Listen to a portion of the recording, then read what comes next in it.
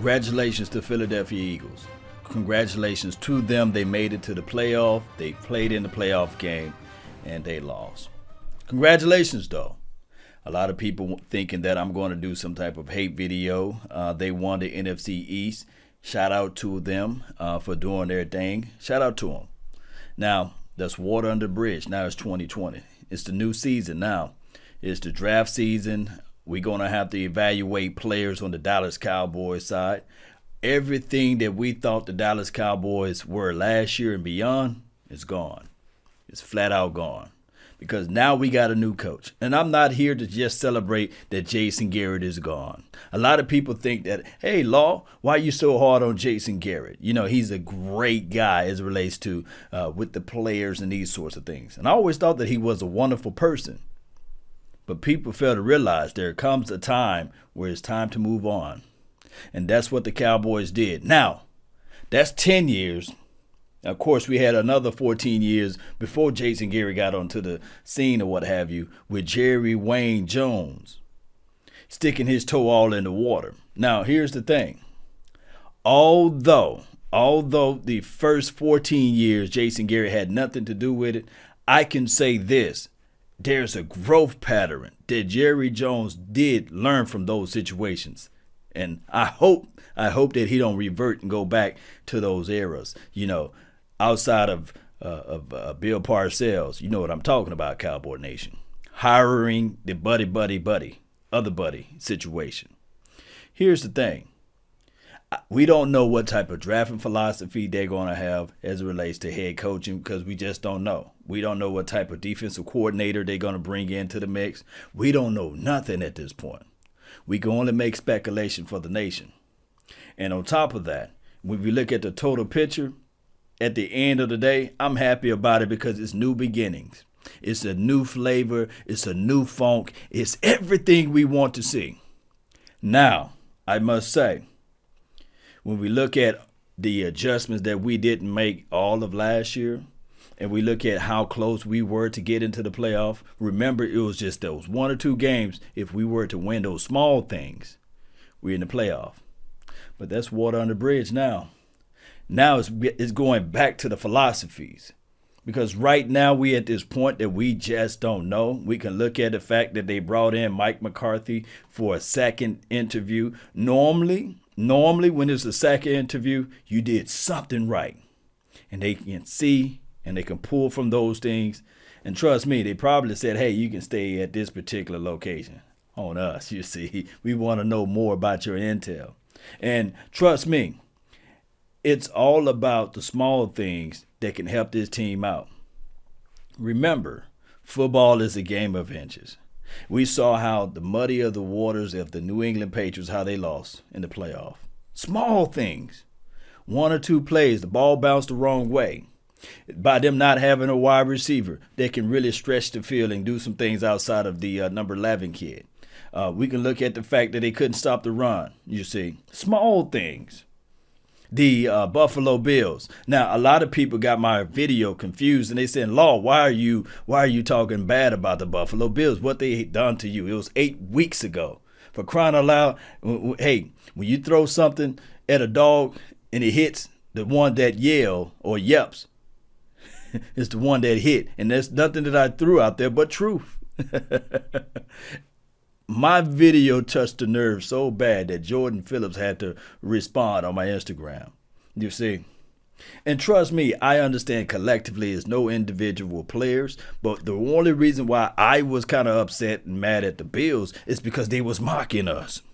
And I grew up in an age where you mock us, oh, you trust me, we're going to be on it. We're going to be on it. We enemies, you see, until you learn your lesson. And I'm quite sure he learned his lesson.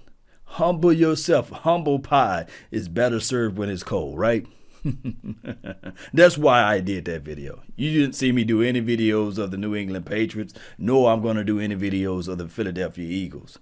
You see, it's just what it is. Because after they beat us, they didn't mock us, you see, or they wasn't mocking us and trying to rub it in our faces. That's just me. But, you know, neither here nor there. As a man, you know, we just, this is, This is what I want to say, though. As a man, though, we all manned up in certain situations, but I let people slide with a few comments and these sorts of things. Long as they can't say it in my face, it's cool. But neither here nor there, I want people to understand this. At the end of the day, this is only entertainment, baby. This is entertainment at its best, and we can only root for the team. We're not out there making plays. We definitely ain't out there running the routes and these sorts of things or throwing the ball. However, I can't stand bullies, you say. I can't stand people when they mock each other, you say. So that's just all I'm saying. So if you're big enough to dish it out, you should be big enough to take it, basically. But going back to the draft talk, going back into the philosophies that we don't know because we still got to pick up that coach and these sorts of things. I'm still in favor of a defensive tackle. I'm still in favor of a true safety. Range, cover, hit. That's what I'm favoring. And I'm still in favor of still looking at wide receivers. I looked last night at the Seattle Seahawks versus the Eagles. DK Metcalf. Tall, physical guy. You can line up pretty much anywhere. He can run inside routes, outside routes. Just a big, tall, physical specimen. And to me personally, I think the Cowboys, boy, we missed out on top-tier talent with him. And then on top of that, the Eagles, if you want to, talk about it. That guy could have pretty much transformed the R2 organization just like that. Now, the jury is still out on Tristan Hill. This is the thing. My only reservation with Tristan will be this right here. He can hit the weight room all he wants, but the more motivational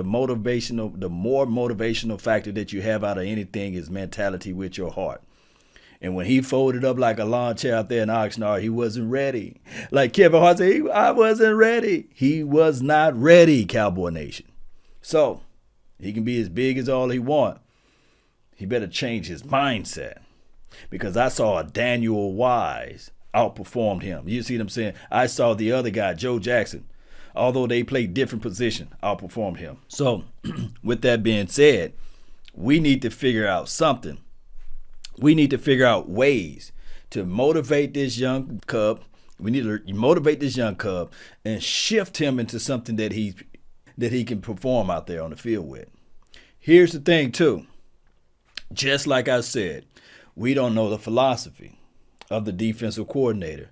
They may clean shop. They may get rid of Chris Richard. They may get rid of Papa Rob Marinelli. I think his contract is over anyway. And we don't know. That's the craziest thing. And they may look at it. And here's the thing that I got to say with new coaches. New coaches like to bring in their own staff. I just hope that Jerry Wayne Jones sit back, look at the situation and say, hey, I'm going to let you pick out your staff, you see. But 9 times out of 10, we don't know if that is going to happen. But who knows? We'll see. And remember, player evaluation is 365. I do know it's young drafting opportunities. We got to look at the draft from the aspect of it takes 3 years to do the proper evaluation. Some say it's 4, but that's too long of a stretch. But 3 years, you can really get a grasp of everything. Shout out to Bill Parcells for horning that little phrase there of 3 years to properly do your evaluation. And back in the day, they used to say it takes 4 years for a quarterback to develop. But because of salary caps and these sorts of things, we don't have 4 years to wait, especially if you draft a quarterback early. So we'll see. We shall soon see whether we get a defensive-minded coach or offensive-minded coach. I think it may be Mike McCarthy. I think that they are heavy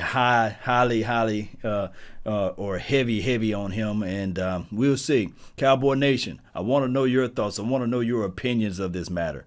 That's been my time. I really thank you all for yours. And remember, you're listening to nothing but the best. Let's go, Cowboy Nation. Let's go. I'm out. Peace.